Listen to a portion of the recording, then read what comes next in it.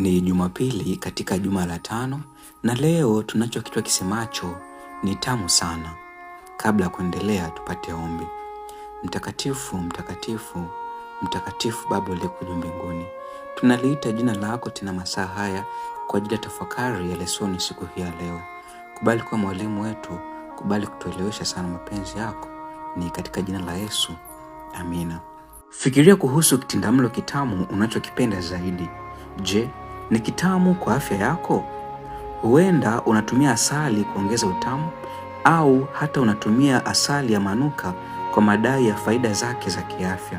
Ikiwa umewahi kujaribu kuonja sega la asali, unajua jinsi ladha yake ilivyo tamu na jinsi ulaini wake unavyoyeyuka kwenye ulimi wako. Katika Zaburi 119 fungu la 103 na 104, Biblia inajieleza kama asali sitiari ya furaha. Mausia yako ni matamu sana kwangu kupita asali kinywani mwangu. Kwa mausia yako najipatia ufahamu. Ndiyo, maneno ya Mungu ni matamu kwa roho zetu na ni ya pekee kuliko chochote ulimwengu unachotupa. Tofauti na vitindamlo vingi, utamu wa neno la Mungu ni uponyaji kwa roho zetu na hubadilisha tabia zetu. Tena na tena, Zaburi 119 inatualika kufurahia katika maneno ya Mungu. Hili si jibu la kulazimishwa, bali ni uzoefu wa kweli wa wote wanaosema, ila moyo wangu unayehofia maneno yako, naifurahia ahadi yako kama apataye matika wengi.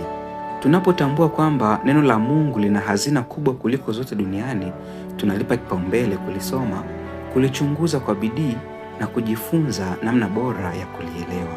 Tunapokuwa zaidi katika maarifa ya neno la Mungu, badala ya kupendezwa au kuridhishwa, tunahitaji zaidi.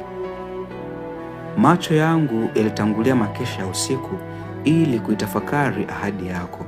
Zaburi 119 fungu la 148. Aina hii ya kutafakari neno la Mungu si jambo linaloweza kufanywa haraka kwa sekunde au dakika chache. Inahitaji muda maalum na umakini. Katika dunia ya leo yenye shughuli nyingi, hii inamaanisha kuweka mazingira tulivu, kuweka simu mbali, kujitenga na mitandao ya kijamii, kutafuta mahali patulivu na kusikiliza sauti ya Mungu bila usumbufu. Kwa Yesu hii ilimaanisha kujitenga mahali pa faragha mapema kabla ya jua kuchomoza, wakati umati ulipokuwa bado umelala. Marko 1 fungu la 35.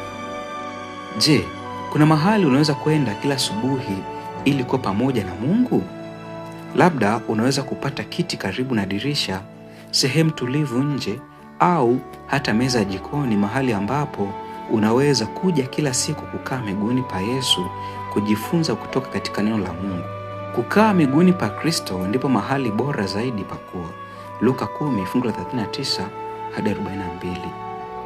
Kwa kwenda mahali maalum ili kutumia muda pamoja na Mungu, utakuwa na uwezekano mkubwa wa kurudi hapo kila siku. Usivunjike moyo unapokosa siku moja au nyingine, kwa sababu dharura hutokea na huenda usiweze kila mara kutumia muda mwingi na Mungu.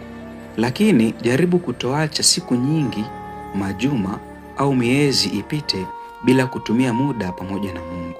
Kumbuka kwamba kuwa na uhusiano wa kudumu na Baba ni uamuzi wa kila siku, uamuzi ambao unaweza kuanza upya leo ikiwa utaamua.